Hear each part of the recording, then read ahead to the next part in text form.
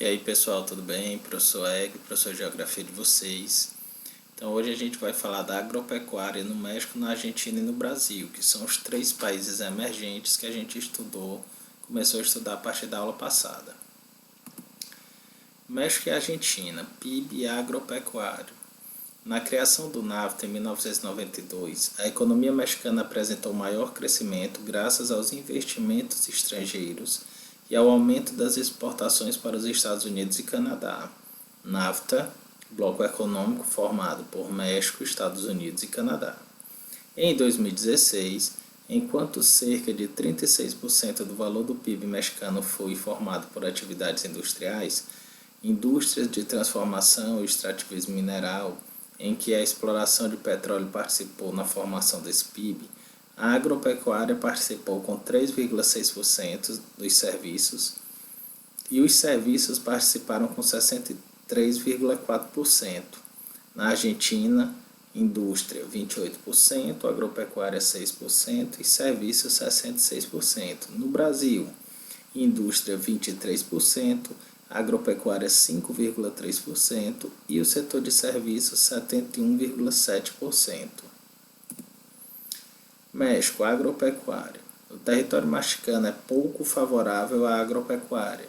A presença de montanhas e de climas áridos e semiáridos reduz a disponibilidade de áreas cultiváveis. Ainda assim, esse setor emprega cerca de 14% da população economicamente ativa do país.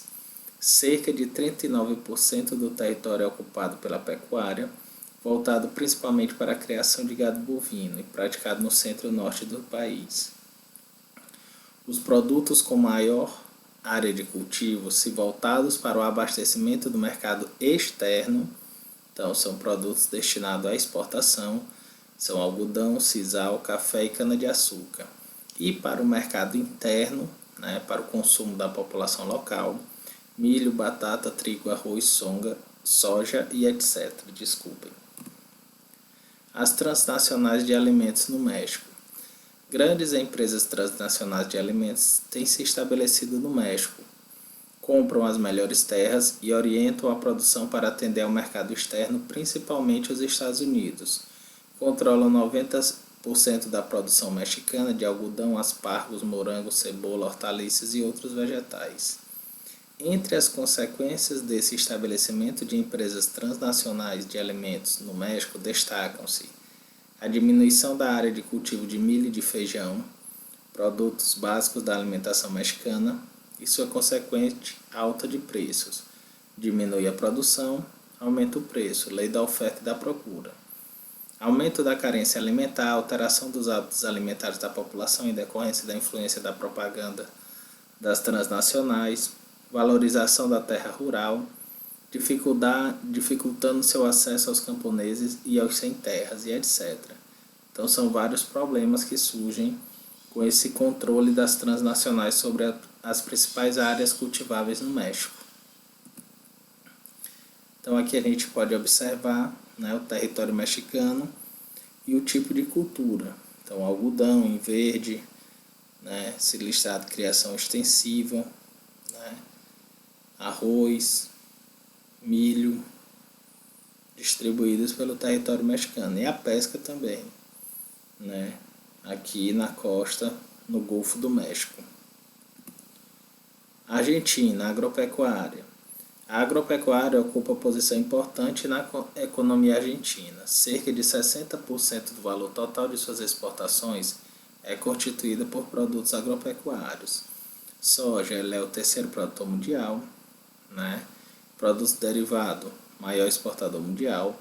Milho, sétimo produtor e o terceiro exportador. Trigo, quinto produtor mundial. Cana-de-açúcar, girassol, carne, além de outros. Distinguem-se 2 grandes regiões agropecuárias na Argentina. A região pampeana, que são os pampas úmidos, onde você tem a grande produção de trigo, soja e milho, e a criação bovina e ovina na região. E a grande região extrapampeana, que são formadas por culturas regionais, diferentes em cada área dessa região extrapampeana. E aí a gente tem como exemplo algodão, erva mate, frutas, vinhas e oliveiras. Então aqui a gente tem a distribuição dentro do território argentino: trigo, milho, né, algodão, erva mate, certo? Criação intensiva de bovinos, criação extensiva, né? Tudo distribuído pelo território argentino. Circuitos da carne e da soja nos pampas argentinos e no Brasil. A expressão circuito é entendida como rota ou caminho percorrido para se atingir certo lugar. Nos casos da soja e da carne, refere-se assim ao caminho percorrido desde a área de produção até o mercado consumidor interno e aos portos de exportação para chegar ao mercado consumidor externo. Há diferenças marcantes entre os circuitos da soja e da carne na Argentina e no Brasil. Na Argentina, as maiores concentrações de plantio de soja e criação de gado bovino e ovino na Argentina se encontram na região dos Pampas. Nela concentra-se cerca de 66% da população da Argentina, como vimos anteriormente, o que representa a maior parte do seu mercado consumidor interno. Nos Pampas, localizam-se dois importantes portos: Buenos Aires, no Rio da Prata, e o porto fluvial na cidade de Rosário, no Rio Paraná, que tem acesso ao Oceano Atlântico pelo Rio da Prata. No Brasil, a soja e a carne no Centro-Oeste. O Brasil foi o segundo maior produtor de soja do mundo, ficando atrás apenas dos Estados Unidos. Produção em 2017 de 337 milhões de toneladas, certo? O Brasil com 116,996 milhões de toneladas. O Mato Grosso foi o maior estado produtor de soja brasileiro e o Paraná o segundo. Só o Mato Grosso produziu 32 milhões de toneladas de soja. Também em 2017, o Brasil possuiu o maior rebanho de gado bovino e foi o maior exportador dessa carne. A região Centro-Oeste é a que responde pela maior produção de soja e a que possui o maior rebanho de gado bovino no Brasil. Considerando que cerca de 65% da soja produzida no Brasil e a quase totalidade do gado bovino e da carne são transportados por vias rodoviárias, existem desvantagens em relação à Argentina e, sobretudo, aos Estados Unidos, pois os custos de transporte oneram mais os produtos brasileiros. No Brasil, as distâncias deixariam de ser um inconveniente caso houvesse boa estrutura de transporte rodoferro-aquaviário, juntamente com terminais de transbordo e suficiente aparelhamento portuário, o que não acontece, porque o Brasil prioriza seu transporte rodoviário. Ainda persistem problemas como rodovias mal conservadas e mal sinalizadas, elevados preços de pedágio, altos custos das tarifas portuárias, baixa capacidade instalada dos terminais marítimos, ocasionando filas de caminhões e navios em épocas de safra, entre outros. Então aqui a gente percebe, de 2013 a 2017, a participação da região Centro-Oeste em destaque na produção de soja no Brasil. Então ela é a região que tem quase sempre mais de 60% da produção de soja no Brasil.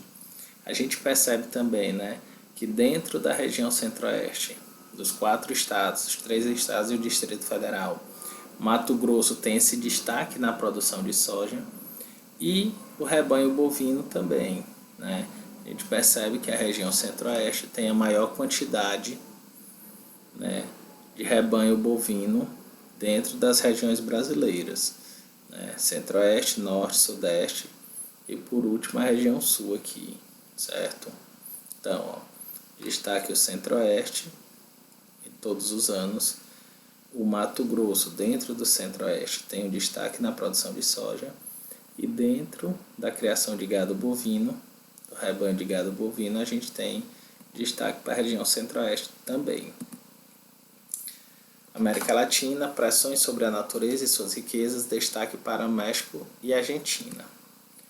Desde o período colonial, o início da exploração dos recursos naturais na América Latina pelos colonizadores europeus, solo, água, recursos minerais, vegetação, então tudo foi explorado pelos colonizadores. A África, Ásia e América Latina tornaram-se territórios ou espaços de investimento de capital não somente nacionais, mas sobretudo de transnacionais em busca de matérias-primas, principalmente de origem mineral. Por possuir abundantes recursos naturais estratégicos, água, biodiversidade em geral, energia de origem fóssil, petróleo, gás natural e minerais, a América Latina tem atraído capitais internacionais, como é o caso das transnacionais de mineração. Então a gente vê aqui os recursos minerais distribuídos pelo território da América Latina. Então desde o México até aqui a Argentina. A gente tem carvão, petróleo, gás natural, minério de ferro, né, todos esses recursos distribuídos, né, pelos territórios da América Latina. O modelo de exploração mineral. As corporações transnacionais e seus sócios nacionais no setor da mineração têm por base o modelo de extrativismo mineral exportador, ou seja, explorar ou extrair minérios e beneficiá-los ou não para exportar. São grandes empresas de mineração que atuam em todo o mundo e que estão apenas em busca de lucros, sendo que algumas delas nem sempre obedecem à legislação ambiental do país onde se instalam ou se instalam justamente naqueles países onde ela é menos exigente, que vai causar mais impactos ambientais. Já os impactos ambientais, especialistas em meio ambiente consideram que o modelo de extrativismo mineral exportador, esse mesmo que é aplicado na América Latina, é insustentável ecologicamente, pois, além de causar o esgotamento de minérios, agride de modo acentuado o meio natural, causando impactos ambientais, como também impactos sociais nas comunidades que vivem no entorno da exploração mineral. Então aqui a gente tem um exemplo do tamanho do impacto ambiental causado pela exploração mineral dentro da América Latina, né? Então, relevo, vegetação, né, solo, tudo isso é alterado, né, por essa exploração, principalmente por esse modelo exportador. Impactos sociais e conflitos. Segundo a organização não governamental Observatório de Conflitos de Mineração da América Latina, em 2014 foram registrados 211 conflitos envolvendo populações e comunidades e empresas mineradoras na América Latina. Os impactos socioambientais provocados pela mineração são enormes. Vão desde a desapropriação de terras de comunidades tradicionais, como é o caso de indígenas, a doença causada por poluição ambiental e, sobretudo, pelo comprometimento da qualidade da água em razão do seu alto consumo pela atividade mineradora e pela redução dos mananciais. Protestos de comunidades contra a expoliação. Em toda a América Latina, as comunidades que vivem próximas às áreas de mineração estão mais conscientes dos problemas causados por essa atividade. Em muitos casos, quando o meio ambiente em que vivem é expoliado ou prejudicado, elas se organizam, protestam e pressionam os governos e as empresas de mineração a tomar providências necessárias para evitar impactos socioambientais. Estão conscientes da Convenção 169 da Organização Internacional do Trabalho, que reconhece que é direito dos povos indígenas ou das comunidades tradicionais à terra por eles ocupadas e aos recursos naturais nelas existentes. México, né? Voltando a destacar o México aqui. O México se destaca entre os maiores produtores mundiais de prata, ouro, cobre, chumbo, zinco, além de produzir grandes jazidas de minério de ferro, manganês, níquel, petróleo e gás natural, além de outros minérios essenciais à atividade industrial. Em 2014, o México realizou reformas em sua política de monopólio estatal nos setores de petróleo e eletricidade. Abriu esses setores para a participação de empresas privadas. Além disso, na busca de alterar a sua matriz energética baseada no petróleo, o governo tem incentivado a implantação de fontes renováveis de energia solar, eólica e outras. O Brasil, em 2017, tornou-se o 8º país do mundo em potência instalada de energia eólica. Veja bem, pessoal, o México tinha uma política de monopólio estatal. Quer dizer o quê? Que somente uma empresa poderia explorar os recursos minerais, energéticos, o petróleo, dentro do território mexicano, uma empresa estatal. Só que ele abriu, para a participação de empresas privadas. Ele acabou com esse monopólio e abriu para a participação de empresas privadas. Como vimos anteriormente, o México rompeu com o monopólio estatal em 2014 e passou a dar concessões de exploração de petróleo às empresas privadas, sem, contudo, perder soberania sobre os depósitos petrolíferos. Até então, a empresa estatal Pemex, Petróleo Mexicano, era a única que extraía petróleo desde 1938. A Argentina. O subsolo argentino é rico em jazidas minerais, como praticamente todos os países da América Latina, inclusive o Brasil. Quanto ao petróleo e ao gás natural, eles constituem cerca de 87% da matriz energética argentina. Além de seus usos convencionais, automotores e industriais, também se estendem para a produção de eletricidade por meio de usinas termoelétricas que respondem por 64% da capacidade instalada de energia elétrica. Entretanto, a Argentina passa por crises de abastecimento de energia elétrica, certo? Então, pessoal, é uma visão geral aí desses recursos minerais e da agropecuária dos 3 países considerados países emergentes dentro do continente americano, certo? Por hoje é só, a gente se encontra na próxima aula. Até mais.